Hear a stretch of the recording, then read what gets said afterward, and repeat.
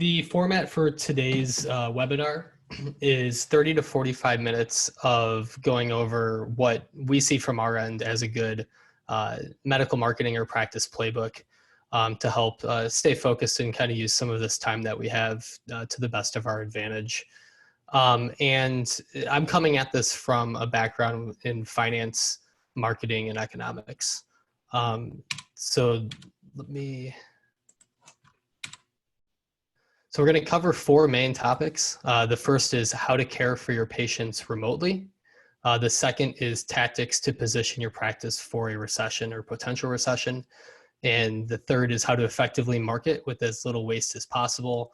And lastly, how to position yourself for a potential V-shaped recovery. What we're going to do is after the 30 to 45 minutes, it'll take for me to go through this playbook. We'll hold a 15 to 20 minute question and answer session. So feel free to post your questions to the Zoom widget that's on your desktop at this point. And we'll circle back around and I'll answer those accordingly at the end. So I had mentioned that I'm coming at this from a finance and economics background.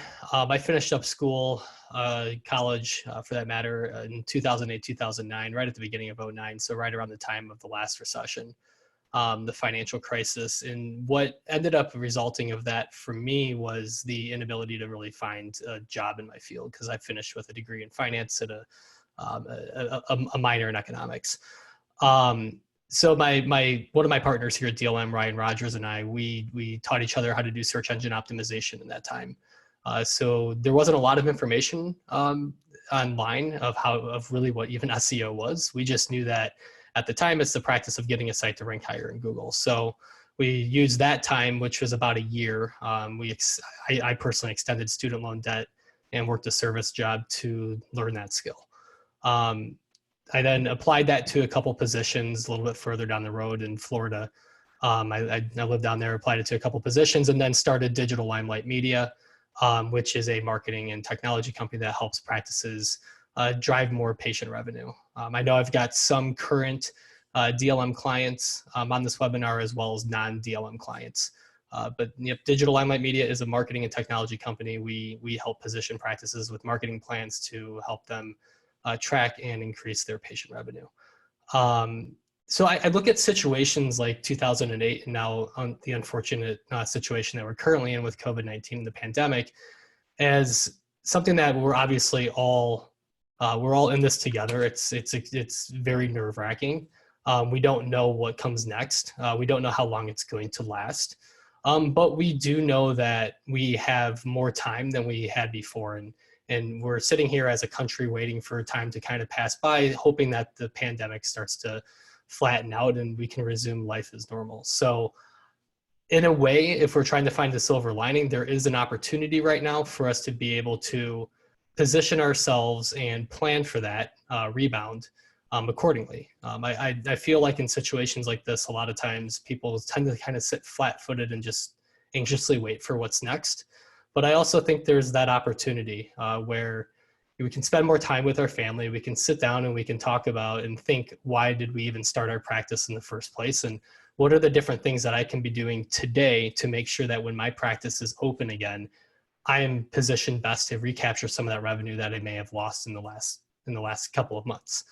So that's what I want to go over. And the very first thing that needs to be done is to ensure that any appointments or opportunities for appointments starting a couple of weeks ago really through the next however long this is going to last, 3 weeks, a month, 2 months, depending on the area that you're in, 3 months. How are we going to care for these patients remotely? So we need to make sure that those appointment opportunities, they don't cancel, that they continue to get scheduled out. And you're able to continue to schedule out surgeries or treatments into the future. So it really starts with telemedicine. And then we're going to discuss how to digitize intake forms, as well as get the proper consents to do telemedicine. And lastly, how to switch to maybe the opportunity of switching to a cloud-based EMR.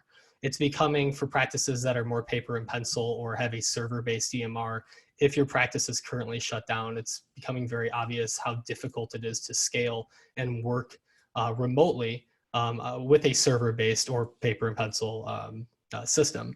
So the ability to maybe leverage some of this time in switching everything to the cloud might be in your best interest.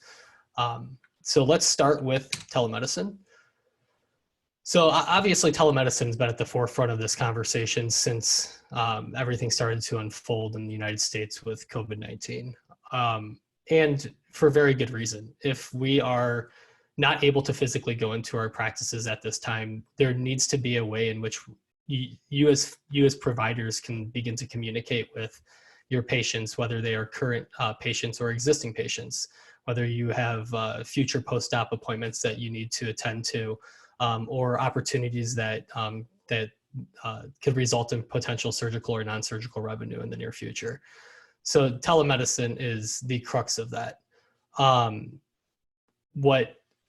There are two different types of solutions available. There are HIPAA compliant solutions and there's non-HIPAA compliant solutions. And unfortunately, in the situation that we're in right now, fortunately or unfortunately, Trump and his administration waived any HIPAA compliance fees last week, Tuesday, that would result from using a non-HIPAA compliant version of video conferencing or voice communication to care for their patients. So depending on, if it was me and I owned a practice, I wouldn't recommend using a non-HIPAA compliant version because it's not scalable.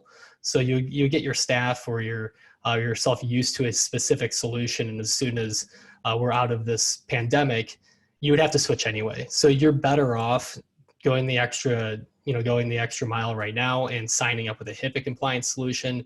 Ones that we recommend, there's actually 4. Zoom has a HIPAA compliant version. They're fantastic. I mean, that's what we're using right now for the webinar. As far as telemedicine and video conferencing is concerned, they've been at the forefront of this conversation for the last 2 months with everything going on around the world. Teladoc, they're probably the most well-known and most publicly traded solution for providers for telemed. However, they come at a steeper price. There is Simplast, which is it's an EMR company with really good technology geared around telemedicine as well. And frankly, they were built specifically for plastic surgeons, and then some of the individuals that built the tool are plastic surgeons. So that's a really great solution. We have a really nice partnership with Simplast, highly recommend them. And we also created our own solution to provide to our clients free of charge during this crisis. So we have DLM Telemedicine, not a super creative name, but we geeked out and coded it out in about 3 days last weekend, released it to our clients on that Monday. So those are some really good HIPAA compliant solutions. Non-HIPAA compliant, you're looking at Skype, you're looking at the free version of Zoom, and you're looking at FaceTime. Again, really good, simple solutions if you want something immediate, but not scalable for the future because they're not compliant. And you and I both know that HIPAA compliance will be back in effect as soon as life returns back to normal. So what I would recommend, number one, if you don't have a telemed solution, now's the time to get one. Number two, let's get the word out. So what you should do is you should reach out to your marketing company, have them create some sort of design or pop-up that they can put on your website, letting anybody that goes to your website, current, existing patients, know that you're currently offering virtual appointments. Like I had said before, you can use these for post-op, you can use them for obviously new consultation appointments. And then a couple other options in which you can get the word out. You have email, as well as just picking up the phone and calling patients that may have appointments here in the near future. What I would do is I would export out a list of your existing patients, and I would just send it to all of them, letting them know during this time, these are the precautions that the practice is taking, and we're now offering telemedicine. And click on this link to set up an appointment. As far as phone calls are concerned, if you have post-op or new consultation appointments in the near future, I'd recommend just picking up the phone, calling them directly, and making sure that they don't cancel, and you can then take those appointments over a telemed solution instead. That's really the first step here for handling remote patient care. What kind of goes hand in hand with that is digitizing your intake forms and consent forms. So I highly recommend getting a consent prior to engaging in a virtual consult or appointment. So a few things that you could do is if your forms are currently in PDF or Word format, then it's very easy to transition these into a digital form. Essentially, you can get the program Adobe Acrobat Pro DC. I believe it's about 15 bucks a month, and that will convert your form into a digital form in about 5 minutes. If your form is not in a PDF or Word format, then really the first step is to redesign the form. And that is also done in Adobe. You could also send to your marketing company. Most marketing companies will know how to do that. So get all the intake forms that you would typically have filled out prior to an appointment, including a consent form. Make sure that they're digitized, and then get those in front of your patients or new opportunities prior to the appointment. There's ways, some of these tools can automate the sending of those forms. Other times you can just, for other tools, you can just open up your email and you can send it after you set the appointment within the Telemed solution. But that is really important. And the last step to remote patient care, if we're looking at just these 3 items, is the importance of a cloud-based EMR. Obviously, and when we launched the telemedicine solution here at DLM, we were getting a lot of questions of, how am I going to get this into the EMR, any information that was shared during the appointment? How does that transfer over? DLM's not an EMR company at all, so we have nothing at all to do with that. But for most telemed solutions, they're not going to fully integrate with the EMRs unless you're using a system like Simplast, which they have telemedicine built directly into it.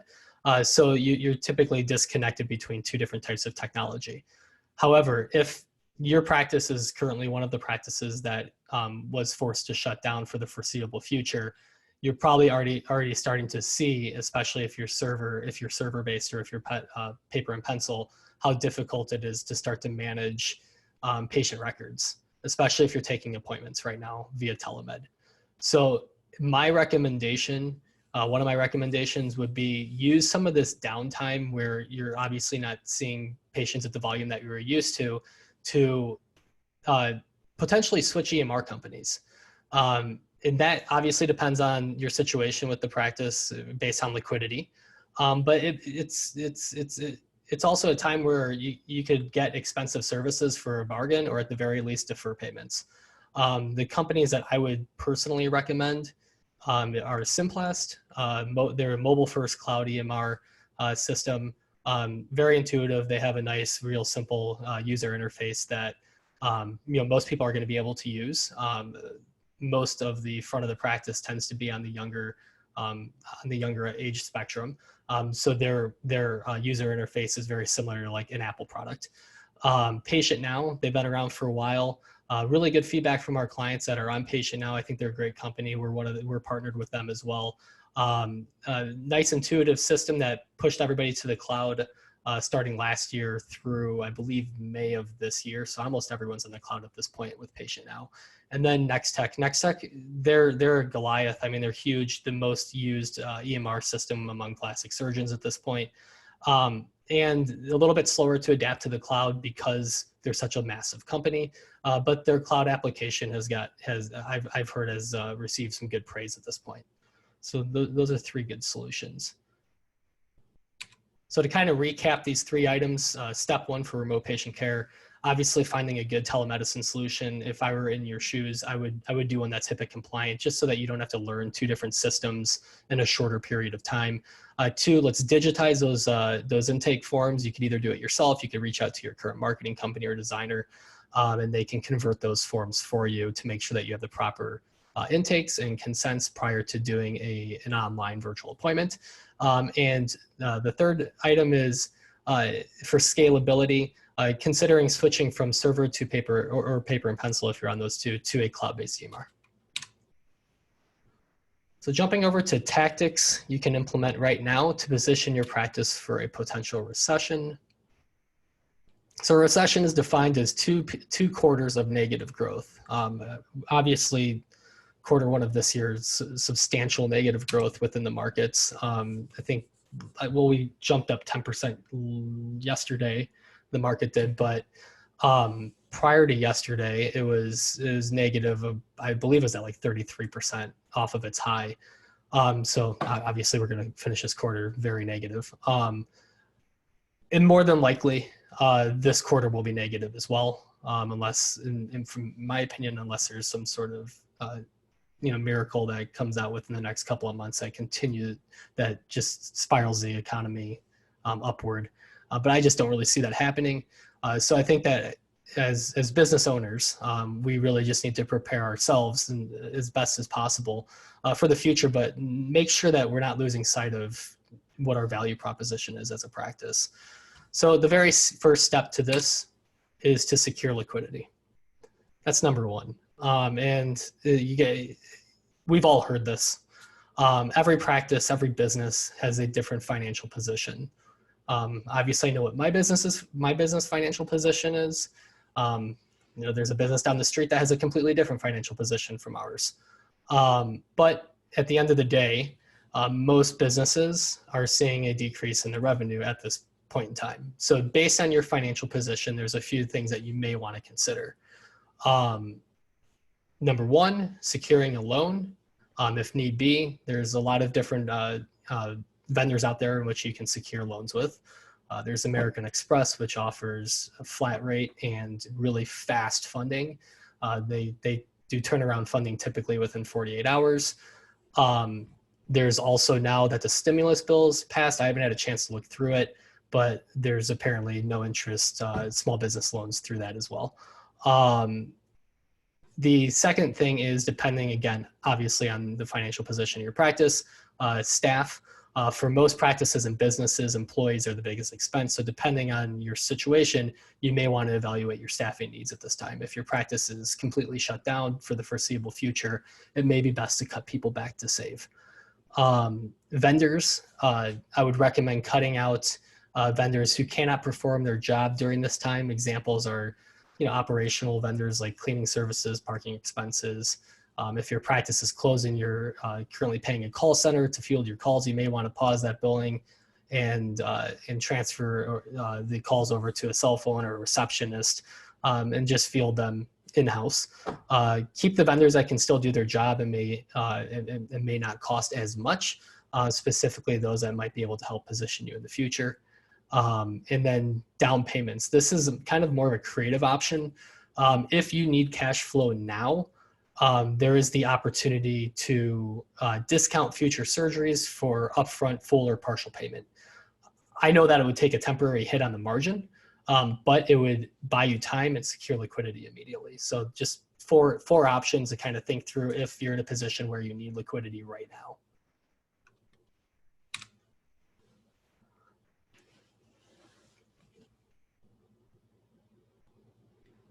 So the next thing that I would recommend is, this is more of just focusing on yourself and your business, more from a sitting down and just planning for the future, really. So when I find myself in difficult situations, I typically go back to one question. That question is, why did I start DLM in the first place? And at the end of the day, it was never for the money. So I would recommend that you spend some time right now reassessing why you started your practice in the first place. We've got some downtime. We've got a lot of time to think things through. And we also have an opportunity, really we do. We have an opportunity right now to kind of hit a hard reset if we need to hit a hard reset, and then to reposition your business in the future. So a couple questions that might help you with that are, these are some fairly simple ones, but are you still happy with what you do? Do you have control over your practice? Are there subcultures that are currently forming?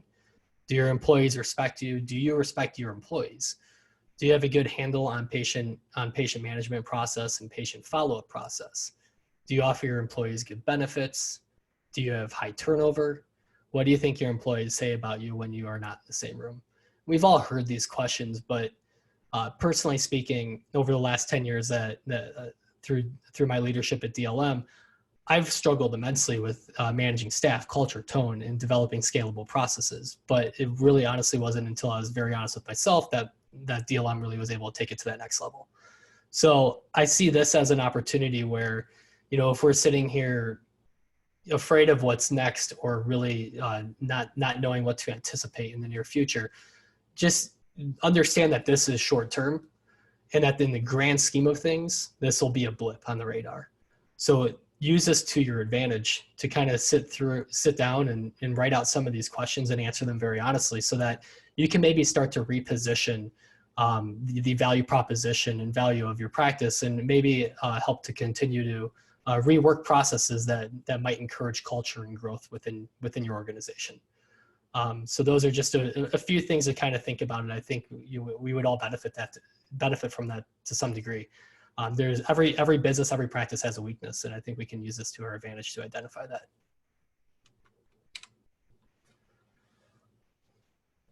Execute those time-consuming projects. We all have those projects that you keep saying, I need to get this done, I need to get to this, but we keep pushing it down the road. There's a few time-consuming projects that I'll cover here. E-commerce, and I'm going to stick to what I know best, which is marketing. So e-commerce, setting up a CRM and getting more reviews. So let's touch on this briefly. E-commerce is a time-consuming project. No matter what way you want to cut it. 9 times out of 10, this takes a lot of time, and it takes time because there's a lot of moving parts and a lot of things that have to be collected before you can really start on it, such as products.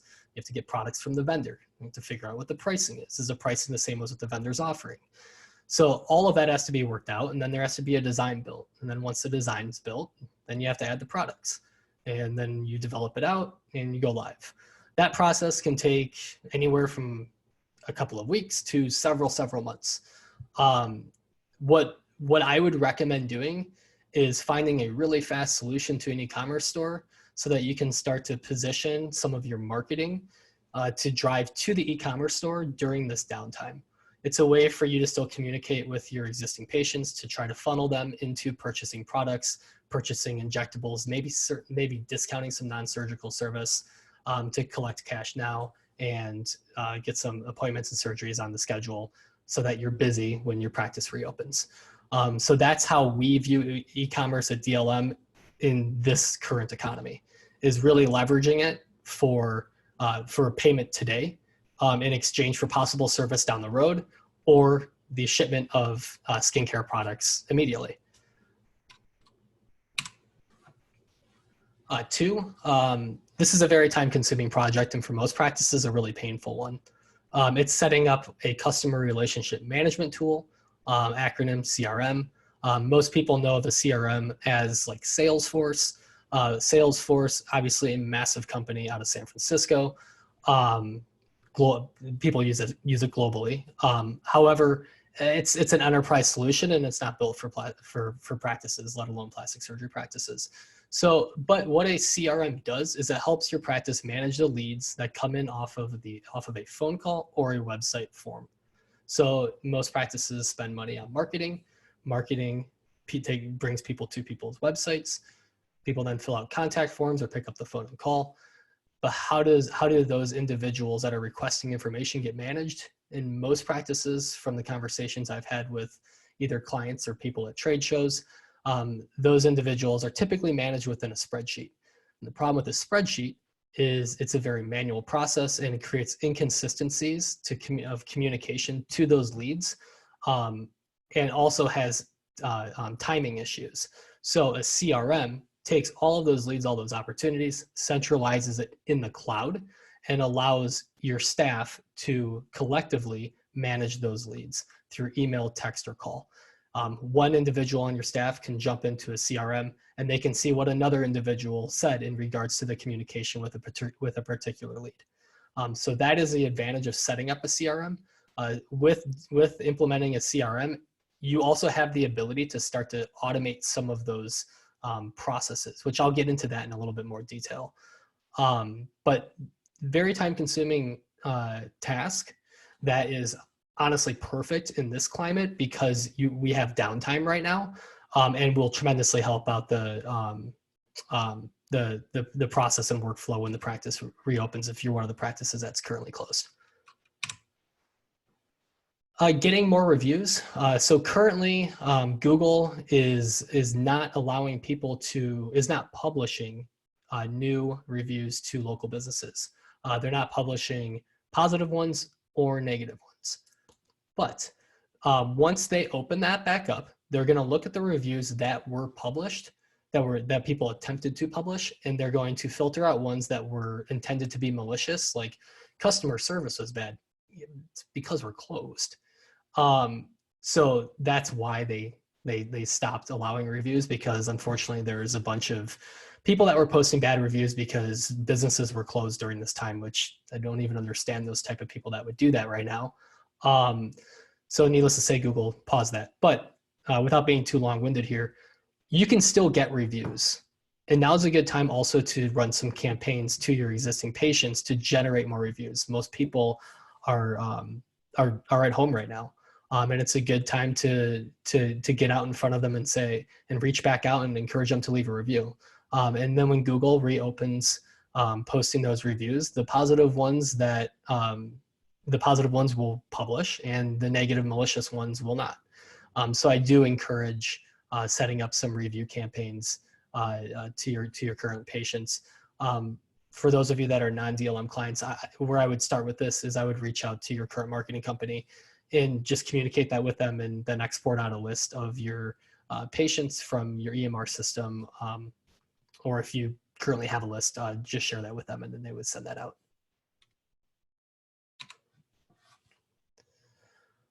So how to effectively market with as little waste as possible. So we've got 6 things to go over here. Number 1, change your Google paid ads strategy, also known as AdWords or PPC, pay-per-click. It's all the same thing, but change your AdWords strategy. Focus on search engine optimization, video, scale back on social media ads, set up email and text automations, and start a podcast. First and foremost, a lot of practices are spending money on Google paid ads right now. And before COVID-19 started, depending on how affected your area is by coronavirus, you may want to change your strategy a bit. An example of this is if you're in one of the hard hit areas like New York City, changing up your strategy is going to look different from if you're a practice in Scottsdale, Arizona. If I was in New York City, I would pause surgical campaigns and focus on non-invasive and skincare campaigns to direct people to my e-commerce store. I wouldn't worry about getting a huge influx of leads right now, especially if you're in one of the more heavily hit areas. I would focus more on how can I get people to an area in which they can make a purchase, and we can then send them a product now. And if you're in an area that's not as heavily hit, like we're based out of Grand Rapids, Michigan. Michigan as a whole is the 5th state that has the highest amount of cases, but I'm in Kent County. There's some testing difficulties here, but we're not as heavily hit as some areas. It would make more sense for us now in Kent County to keep some of the surgical and non-invasive paid ad campaigns up, with the hopes that the practice will be able to open within the next 6 to 8 weeks. They can start to stack their surgical schedule a bit more and build that out into the future while taking those appointments via telemedicine today. Similarly to Scottsdale, if I was in Scottsdale, I would keep my campaigns as is and try to stack surgical schedule. If I was struggling with liquidity, I would pause my campaigns for now and circle back around when when we're back to somewhat more of a normal life. So depending on how affected your area is by COVID-19, you may want to change your strategy a bit. But in the heavily hit areas, pull back on surgical paid ad campaigns, put more emphasis on product, as well as non-surgical, the ability for people to make purchases for injectables on an e-commerce store, stuff like that. Now is the time to focus more on SEO as well. SEO is a time-consuming task, and it's one that frankly is a two-way street, both with the SEO company or the marketing company and the providers. So this is a really good opportunity for those providers to start to ask more questions about the strategy and be more involved in the course of the next couple of months, to start to help rethink what that strategy is with your marketing team. When Google came out with a few updates in 2018, as well as Google came out with an update in 2018, which was a Medic update, which shook up this industry a lot. And then they came up with several updates in 2019. And then the most recent one was January of 2020. And it became very apparent what Google was looking for medical websites in regards to search engine optimization. And primarily what that is they're looking for pages that have robust content. So 1,000+ words of content that is updated frequently, whether it's in the form of frequently asked questions, or whether it's adding a YouTube video playlist to that page that's addressing the same topics. That is what Google's looking for. So what I would recommend is meet with your current company, figure out what your current baseline is. Don't get too hung up on the drop in traffic over the course of the last 6 weeks, because across the board, we're seeing a pretty large retraction with traffic, which obviously makes sense. So don't get too focused on the last 6 weeks, but look at the last couple of years in review, and then start to reassess the different services or procedures that you want to focus on for the rest of this year. And have your marketing company put together a list of frequently asked questions that could be answered to help beef up the individual service pages. Reassess where those service pages are in regards to your competitors' content. So if your content is 500 words and the person that ranks #1 has 2,000 words, well, then that page needs to be increased to 2,250 words. So those are the types of projects from an SEO standpoint that I would spend time on. And again, those are projects that you can lean on your marketing company for. And frankly, would make a big difference in the next month to 3 months when we hopefully swing out of this. The next thing, and this goes hand in hand with SEO, is video. This is a perfect opportunity to shoot a bunch of video. That doesn't mean that you have to go online and buy a whole bunch of video equipment. You can simply get a little gimbal that would work for an iPhone or an Android, which is a gimbal is basically a little stand that you can snap your phone into, and it has a tripod, and you can set it up on a flat surface and hit record on your phone. Next thing you know, you're shooting 1080p 4K quality video depending on your phone, and it's going to look great. So I would recommend spending $100 on one of those, and then just set up in your house if you're at home, or if you're still working in your practice, your camera, and get a nice little mic, which you can get a nice mic for about $50, and have your marketing company send you a list of video topics that coincide with the services that you really want to focus on for the rest of the year. So if you want to focus on mommy makeover, or facelift, or cool sculpting, or thermy, or whatever it may be, then your marketing company should send you a list of 10 to 15 different topics that you can spend time over the next month to 3 months shooting, and then send that raw footage back to your marketing company for them to edit and add your logo to.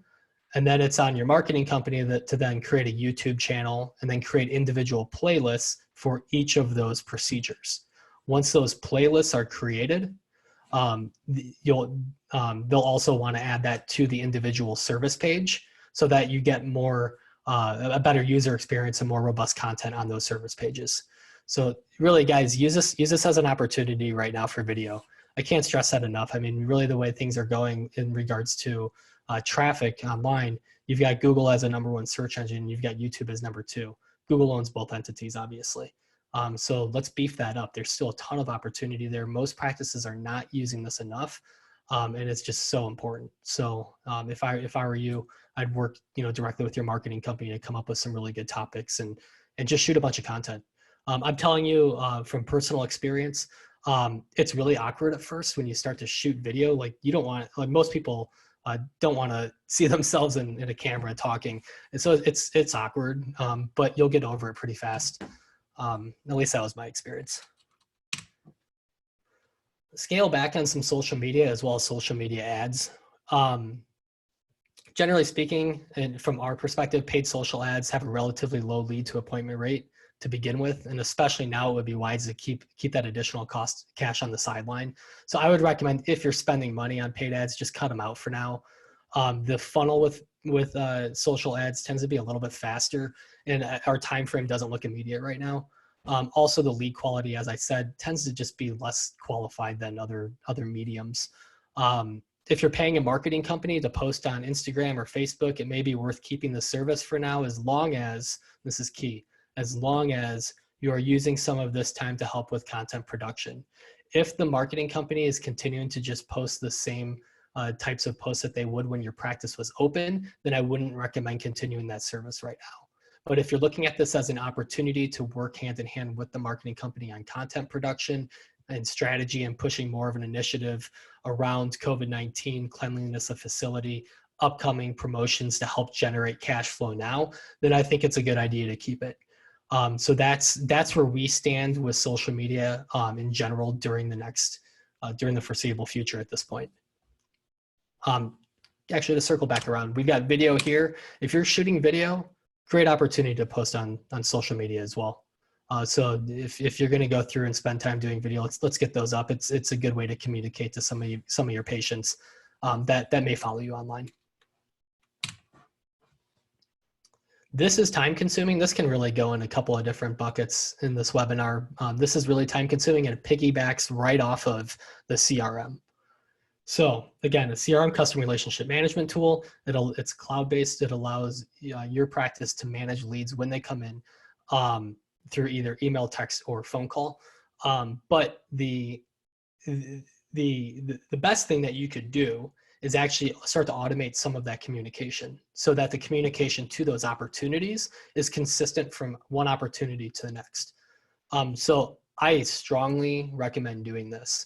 I put this and e-commerce really high up on the list, simply because I don't see really a better opportunity than right now with the time that we have to do these tasks. And this is where I would start. So think about all the emails that your staff sends to patients or leads on a regular basis. So what if you could automate some of these emails and also send text message to patients? This obviously would save a lot of time. So I recommend starting to build automations around new lead opportunities. Don't worry about the technology and how you will pull this off. That's not important right now. There's all sorts of companies that can do this for you. But the hardest part of an automation is the content. And there's marketing companies that can create the content for you, or you can collaborate with that company, or you can also create it and provide it to the company. So where I typically start in this process is put together the quote unquote perfect initial email and text message that leads should get when they first request information about the practice. It doesn't have to be super long, and it doesn't have to be super short. You know, if the perfect email for you is 12 sentences long, fine. If the perfect email is only 3 sentences, that works as well. So again, put together that perfect initial email that you want everybody to see when they ask for more information about the practice. And when that's done,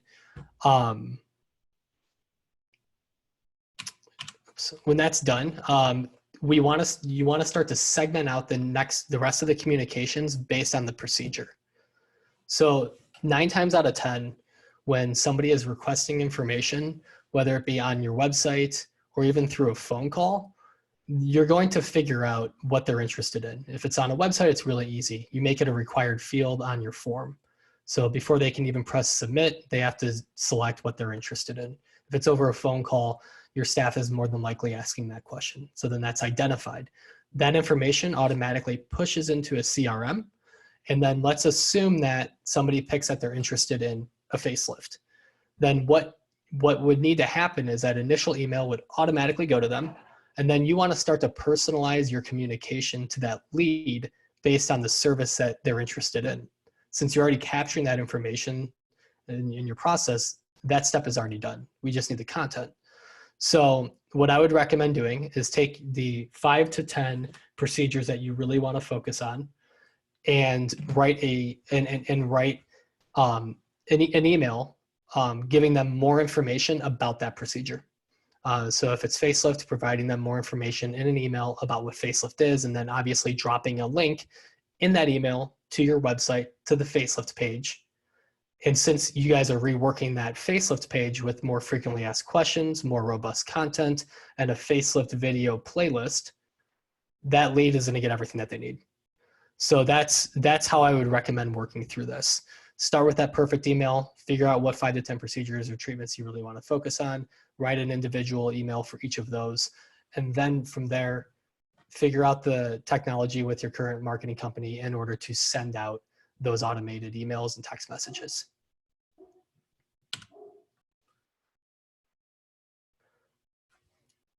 Some additional emails that you can think about writing as well, or you can assign to a marketing company to write, are your credentials and why they should choose you as their provider. This can be, a third or fourth email that all leads get in a sequence. So why should they choose you? What makes your practice unique? A follow-up email for patients who had a consult but did not move forward with treatment. This is a really good one that I would recommend running within the next couple of months as well. Do an export out of your EMR of everybody that came into the practice but didn't move forward with treatment, and let's hit them with an email to try to encourage them to come back. And you could funnel them to a landing page on your website to try to re-engage. It doesn't hurt. And then the last one is an email that is sent if someone no-shows or cancels their appointment. So those are just different types of emails that, putting together really good content for can make a huge difference when you open your practice back up, because you're going to start to save on staff time and you're going to create a more uniformed patient experience through the management of your leads.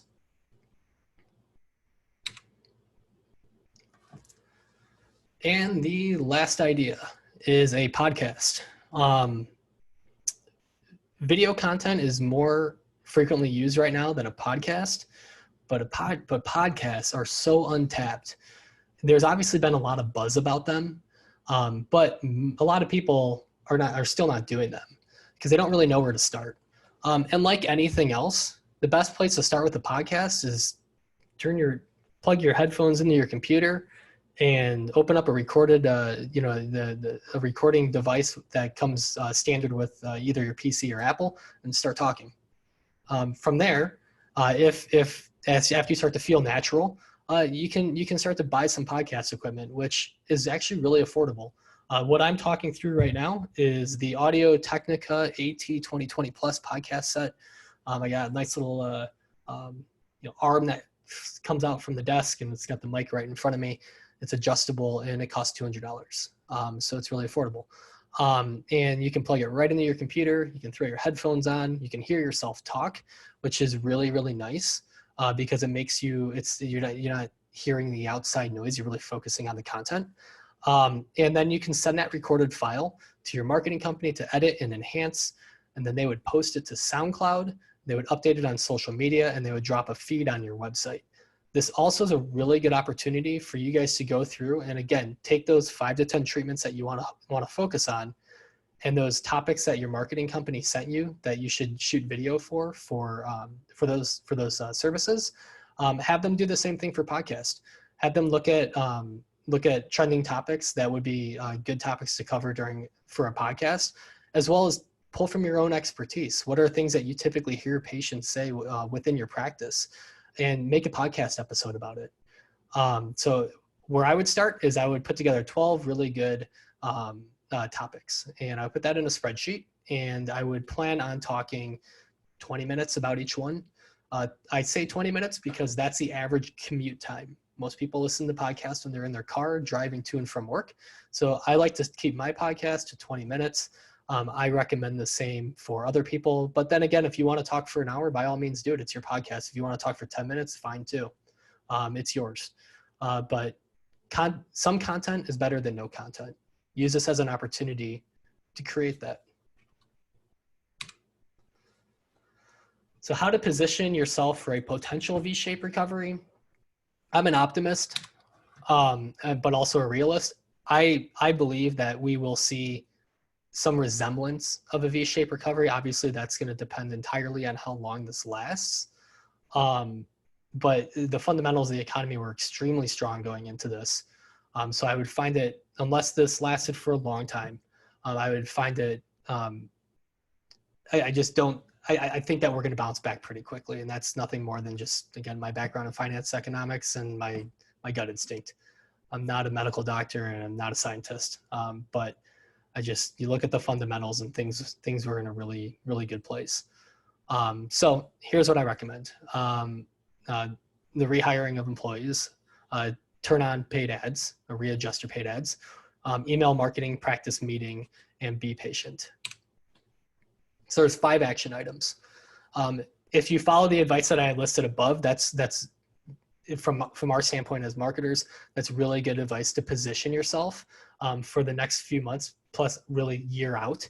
Because a lot of the content that can be created, whether it be video or podcast or content for SEO, really can be used for the next year to help further position the practice. But there's a couple other things. So rehiring employees. If you're laying off staff for whatever reason, whether it be liquidity or whatever it may be, make sure you are properly staffed to handle the increase in business after the downturn.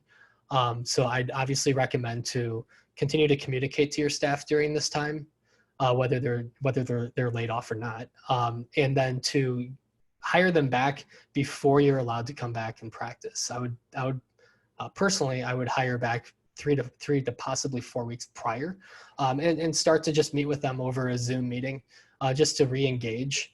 And make sure to get a temperature and culture, and just make sure you're geared up and ready to go, so that when the practice reopens, you're not losing valuable time at that time. And then the next thing is, if you adjusted your AdWords strategy, set them back up the way that they were 1 month before you reopen. So if you're in one of the more heavily hit areas and it's looking like practice will, for lack of better words, resume as normal within a month and a half, then I would recommend firing up those ads a month before. Reason being is it takes a little bit of time for Google to reposition those ads again. And it's also a good opportunity to start to stack that surgical schedule a month out, as opposed to when you open back up. And that again is for people that adjusted their AdWords strategy during this time. Email marketing, another way to just keep in communication with your patients, obviously very important right now. I would recommend sending out an email to your patients when you guys know when you're going to reopen, a week to 2 weeks before opening. And I would hit them a couple times with that, a couple weeks out, and then maybe 1 week out, and then the day of. People are getting a lot of emails right now. The volume's gone up. They're used to it. It's okay. It's okay to email somebody, 3 to 4 times in a month right now. So I would recommend that. I think over communicating right now is important, and it's more important than not. Practice management. So this is where you get the opportunity to take some of that focus session that you may have had with yourself, where you reevaluated your value proposition and possibly reworked some processes within your practice, or brought in some new technology, and really sit down with your practice when you first open up and have that rah-rah meeting and reintroduce some processes, and use this as that hard reset if you need to. Not all practices are going to need that, but if you need that hard reset, use this as that opportunity. Rally up the staff, train them on the new systems or technologies or processes that may have been changed that you worked on for the last couple of months, and go from there. It really is a good opportunity for that. And last but not least, and this really applies for everybody, just be patient. If this doesn't have a really strong V-shape recovery, we need to just remember that as each day goes by, if we're doing the right things, we're moving closer to the finish line. So be patient. We're going to be in a good position. It just might take a little bit of time. So thank you very much. I appreciate you guys listening to the webinar. I'm going to go through some questions and answers now. So I've got